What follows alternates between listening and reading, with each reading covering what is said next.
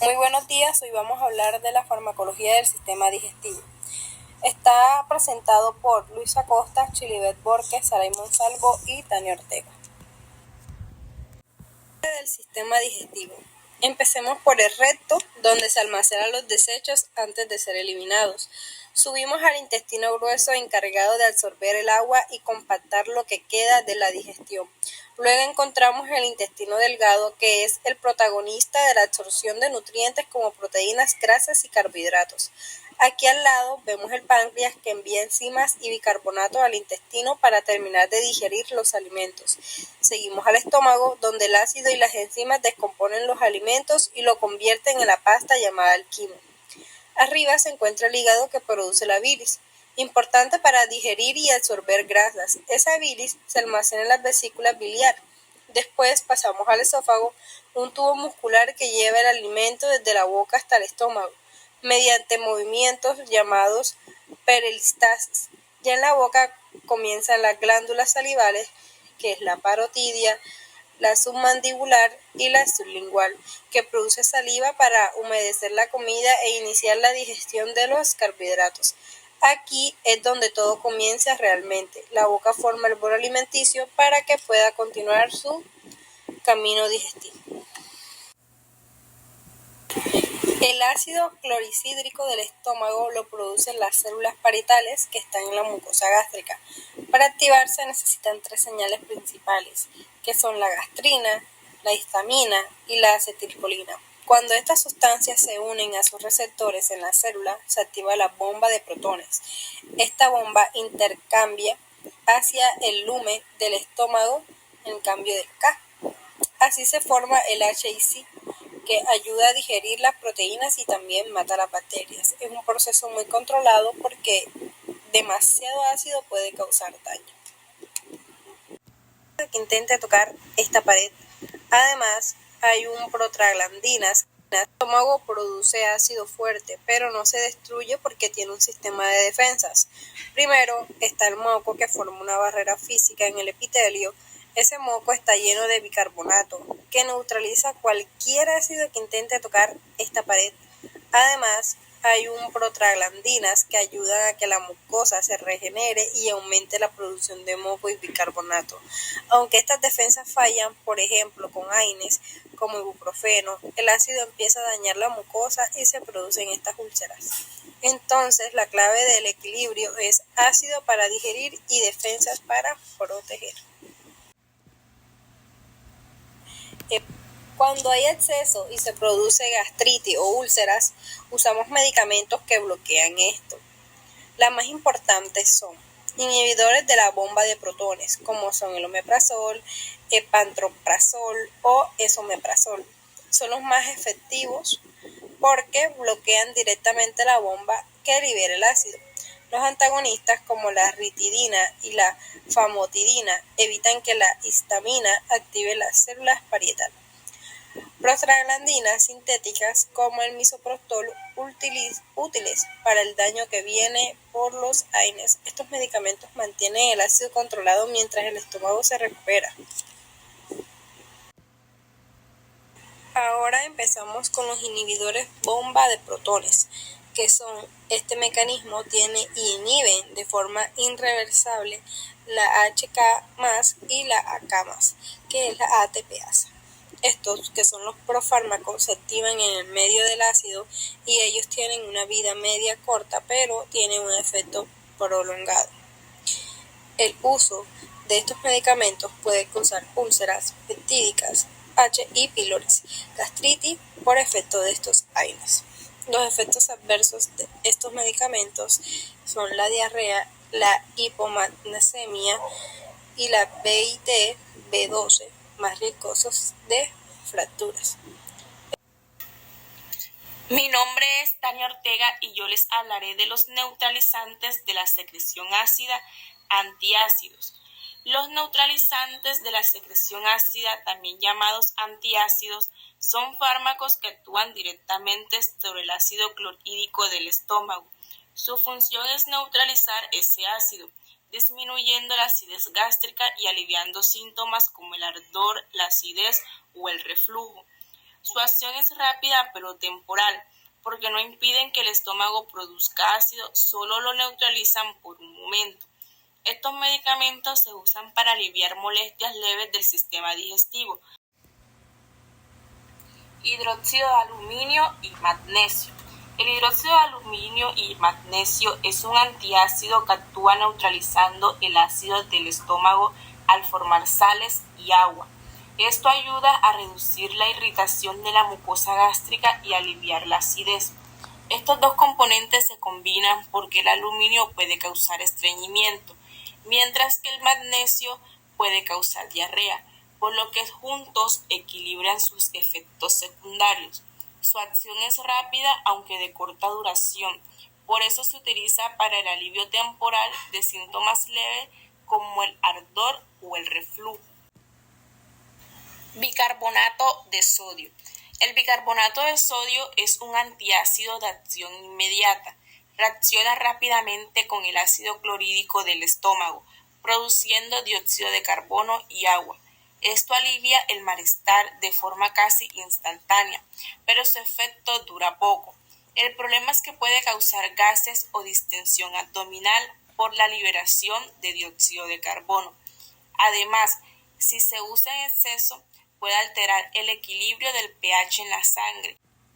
El carbonato de calcio también neutraliza el ácido del estómago, pero lo hace más lentamente que el bicarbonato. A cambio, su efecto es más prolongado, brindando alivio duradero. Además de neutralizar el ácido, aporta calcio al organismo, aunque si se usa en exceso, puede causar estreñimiento o exceso de calcio en la sangre, lo que se conoce como hipercalcemia. Se utiliza en casos de acidez o reflujo leve y cuando se busca un efecto más duradero. Protectores de la mucosa gástrica. Los protectores de la mucosa gástrica son fármacos que protegen y ayudan a regenerar la pared interna del estómago. A diferencia de los antiácidos, estos no neutralizan el ácido, sino que forman una barrera protectora o estimulan la producción de moco y bicarbonato. De esa forma previenen o curan lesiones causadas por el ácido o por medicamentos irritantes como los antiinflamatorios. Estos protectores se clasifican en dos, el sucralfato y el misoprostol. Sucralfato. El sucralfato actúa directamente sobre las áreas dañadas del estómago. Cuando entran en contacto con el ácido gástrico, forma una especie de capa o barrera protectora que se adhiere a la mucosa lesionada. Esta capa impide que el ácido, la bilis o las enzimas sigan irritando la zona y permite que la úlcera cicatrice más rápido. El sucralfato se utiliza principalmente para tratar úlceras gástricas o duodenales y su principal efecto secundario puede ser estreñimiento leve. El sucralfato prostaglandinas, que son sustancias que normalmente protegen la mucosa, pero que se reducen cuando una persona toma antiinflamatorios durante mucho tiempo. Por eso, el misoprostol se usa sobre todo para prevenir úlceras en pacientes que usan AINES. Puede causar efectos leves como dolor abdominal o diarrea, pero en general es muy eficaz para prevenir daño gástrico. Bloqueadores dopaminérgicos de 2, metoclopramida, clevoprida y domperidona.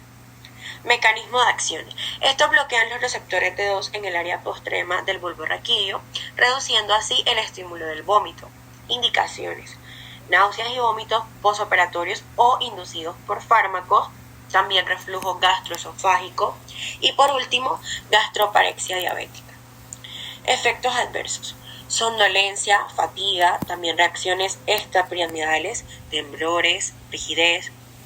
Y por último, la galactorrea, que es por el aumento de la prolactina.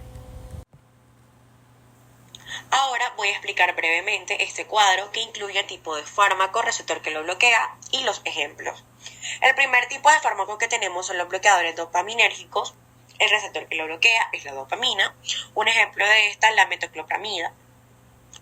Segundo, tenemos bloqueadores serotoninérgicos. El receptor que lo bloquea es la serotonina. Un ejemplo de este es el ondansetron. Tenemos otro tipo de fármacos como los antihistamínicos, el receptor que lo bloquea es la histamina. Un ejemplo, dimenhidrinato. Tenemos otro tipo de fármaco como lo es los anticolinérgicos, el receptor que lo bloquea es la acetilcolina. Un ejemplo de esta sería la escopolamina. Tenemos corticoides, el receptor que lo bloquea es desconocido. Un ejemplo de este son las dexametasonas. Bloqueadores serotoninérgicos. En estos tenemos ondansetron, granisetron y tropisetron. El mecanismo de acción es que estos bloquean los receptores de serotonina tipo 3 en el sistema nervioso central y periférico, inhibiendo el reflejo del vómito inducido por la serotonina. Las indicaciones de este son las náuseas y vómitos por quimioterapia o radioterapia, también náuseas posoperatorias. Los efectos adversos de estos bloqueadores serotoninérgicos son la cefalea, el estreñimiento, también mareo o debilidad y rara vez arritmias cardíacas. Ahora voy a explicar este cuadro brevemente, que incluye el grupo, el receptor bloqueado, ejemplos, usos principales y cuáles son los efectos adversos. Para empezar, los dopaminérgicos, el receptor que lo bloquea es la dopamina, como ya lo había dicho anteriormente. Un ejemplo, la metoclopramida. Los usos principales son para náuseas por fármacos o reflujo, y uno de los efectos adversos son la somnolencia y la rigidez. Por último, los serotoninérgicos, que el receptor que lo bloquea es la serotonina. Un ejemplo, ondansetron. Los usos principales son la quimioterapia o posoperatorio. Los efectos adversos de estos son la cefalea o estreñimiento. Cuando hay dificultad en la eliminación de las heces. Son de gran utilidad en pacientes con estreñimientos, en preparación para exámenes como colonoscopías o cirugías abdominales. Existen diferentes tipos de laxantes según su mecanismo de acción, y es importante conocerlos para poder elegir el más adecuado según la condición del paciente. Los laxantes incrementadores del bolo intestinal actúan reteniendo agua dentro del intestino y aumentando el tamaño de las heces, lo que estimula la actividad normal del colon.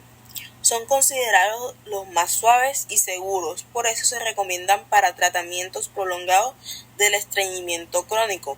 Su eficacia depende del consumo adecuado de agua. Si el paciente no se hidrata bien, pueden causar distensión abdominal o incluso empeorar el estreñimiento.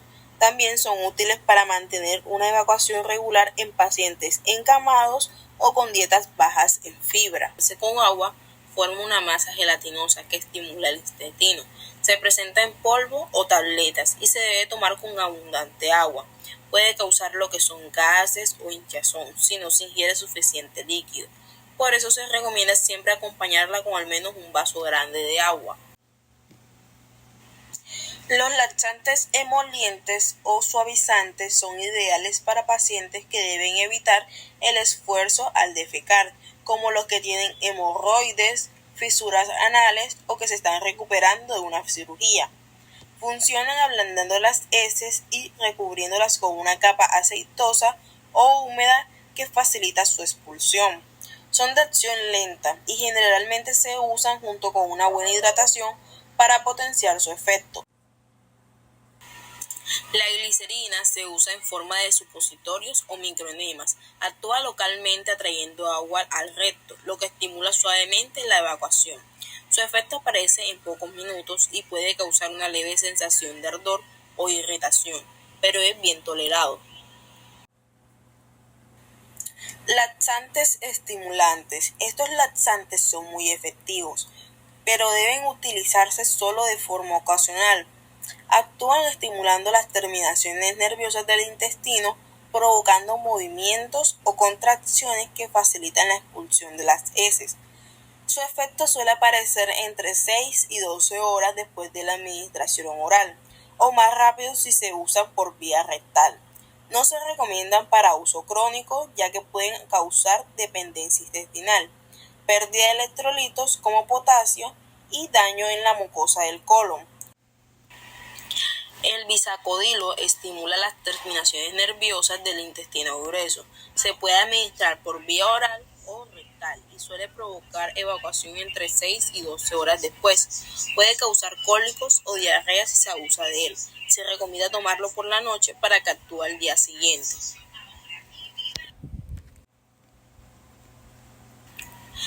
Los laxantes osmóticos actúan reteniendo agua dentro del intestino, lo que provoca una distensión que estimula el movimiento intestinal. Tiene un efecto rápido, generalmente entre 1 y 3 horas, y por eso se usan antes de procedimientos médicos como colonoscopías. Deben emplearse con precaución, especialmente en personas con enfermedades renales, cardíacas o en adultos mayores, porque pueden alterar el equilibrio de los electrolitos y causar deshidratación. Tienen agua en el intestino, aumentando el volumen fecal y estimulando la evacuación. Estos actúan rápido entre 1 y 3 horas y se debe usar con precaución en pacientes con problemas renales o cardíacos, porque pueden alterar el equilibrio de electrolitos y causar deshidratación. Es fundamental educar al paciente sobre el uso responsable de los laxantes. No deben usarse como una solución permanente para el estreñimiento, ya que pueden alterar el funcionamiento normal del intestino. La mejor prevención es mantener una alimentación con frutas, verduras y cereales integrales, junto con buena hidratación y actividad física regular. Dentro de las recomendaciones está mantener una dieta rica en fibra y líquidos, evitar el uso continuo de laxantes sin indicaciones médicas y además consultar a nuestro médico si el estreñimiento persiste mucho más tiempo. Los antidiarreicos. Los antidiarreicos son medicamentos que disminuyen la motilidad intestinal, es decir, reducen el movimiento del intestino, lo que permite que se reabsorba más agua y se reduzca la frecuencia de las evacuaciones. Se utilizan principalmente en casos de diarrea aguda no infecciosa para mejorar la consistencia de las heces y evitar la deshidratación. El ejemplo más común es la loperamida.